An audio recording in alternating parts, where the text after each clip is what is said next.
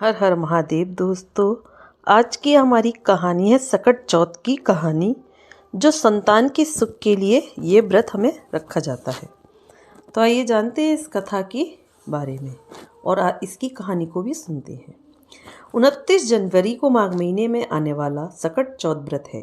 इसे साल की सबसे बड़ी चतुर्थी भी कहते हैं। आज के दिन गणेश जी की विशेष रूप से पूजा की जाती है। माघ माह के महीने में तिल का भी बहुत महत्व होता है, इसीलिए इसको तिलकुटा चतुर्थी भी बोलते हैं। सकट का अर्थ है संकट। इस दिन गणेश जी सबके दुखों को हर लेते हैं और लंबी आयु व इच्छा पूर्ति का वरदान देते हैं। इस दिन गणेश जी की तिल से पूजा की जाती है। माताएं आज के दिन अपनी संतान की लंबी आयु के लिए व्रत रखती हैं। सकट चौथ की कथा पढ़ें या बिना सुने ये व्रत अधूरा माना जाता है। जो माताएं इस दिन सच्चे मन से पार्वती पुत्र की कथा कहती और सुनती हैं, विघ्नहर्ता गणेश जी बहुत जल्दी उनके सब दुखों को हर लेते हैं। तो आइए जानते हैं कि कौन सी कथा आज के दिन हमें सुननी चाहिए। कई कथाएं अलग अलग हैं। सकट चौथ व्रत कथा। एक नगर में साहूकार उसकी पत्नी रहते थे। उनका पूजा पाठ, धर्म, कर्म आदि में मन नहीं लगता था। एक बार साहूकारनी अपनी पड़ोसन के घर गई। उस दिन सकट चौथ थी। पड़ोसन गणेश जी की पूजा कर रही थी। तब साहूकारनी ने उससे पूछा, सकट चौथ व्रत का क्या महत्व है और इसे रखने से क्या होता है।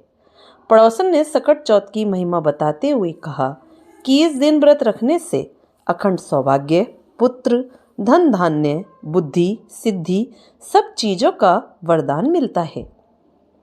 साहूकारनी ने व्रत की महिमा जानकर व्रत रखने का संकल्प किया या निश्चय किया। सकट चौथ की कथा से मिलता है संतान का सुख। साहूकारनी ने कहा कि अगर वह मां बनती है तो वह भी सकट चौथ का व्रत करेगी। गजानन की कृपा से उसका गर्भ ठहर गया। यह देखकर वह बहुत खुश हुई और उसके मन में लालच और बढ़ गया। वह ये कहने लगी कि अगर भगवान ने उसे बेटा दिया तो वह 2.5 सेर तिलकुट करेगी। भगवान ने उसकी सुन ली और सौभाग्य से उसके पुत्र हुआ। इतना सब कुछ पाने के बाद उसकी लालसा और बढ़ती चली गई। फिर उसने कहा कि जब बेटे का विवाह होगा तब मैं 5.25 सेर तिलकुटा करूंगी।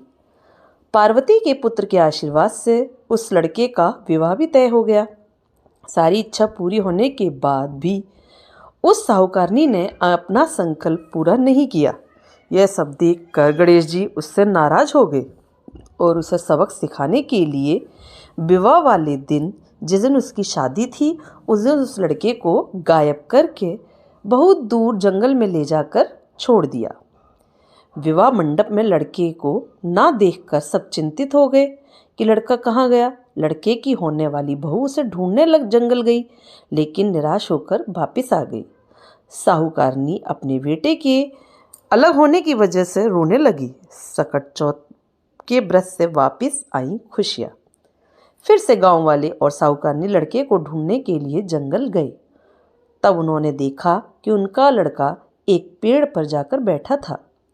पुत्र ने सबको उसकी माँ की गलती से परिचित करवाया और कहा, माँ ने सकट चौथ व्रत करने का संकल्प लिया था, लेकिन उन्होंने अपने लालच की वजह से उसे पूरा नहीं किया। इसी वजह से गणपति जी नाराज हो गए।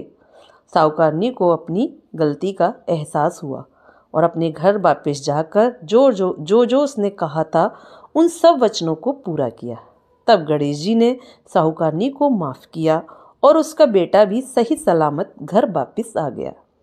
इसी तरह अगर कोई माता सच्चे मन से इस व्रत को करेगी तो गणेश जी की उसकी संतान पर आने वाले सभी संकट हर लेंगे और उसकी संतान को लंबी आयु भी प्रदान करेंगे। तो दोस्तों, बोलिए सकट देवता की जय। तो दोस्तों, आपको सकट की कहानी कैसी लगी? अच्छी लगी हो लाइक करें, सब्सक्राइब करें, ज़्यादा से ज़्यादा शेयर करें। कहानी देखने के लिए, सुनने के लिए आपका मेरे चैनल पर बहुत बहुत धन्यवाद।